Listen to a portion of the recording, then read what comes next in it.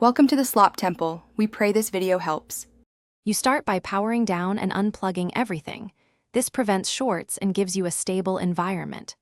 Once off, remove the backplate using a pentalobe and keep screws organized so you can reverse the process.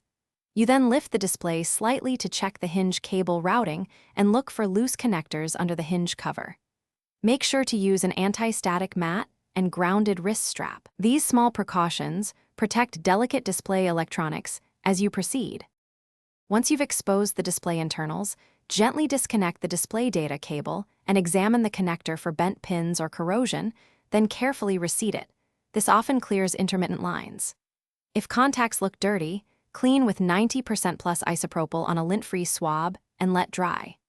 Next, reconnect minimally and boot into safe mode, or connect an external monitor to determine if the issue is GPU versus panel. If lines persist despite a clean receipt, you're about to inspect the display assembly more deeply. You now decide between replacing the cable or the entire LCD assembly based on damage. If the cable shows wear or kinks, swap it. If the panel has pressure lines or persistent artifacts, replace the display. Make sure replacement parts match model numbers exactly and reapply adhesive or thermal pads where the hinge bears stress, since improper mounting recreates the problem. If issues continue, run Apple Diagnostics and note any error codes, because documented codes guide a warranty claim or professional repair route. Thanks for watching. Consider subscribing if we helped you.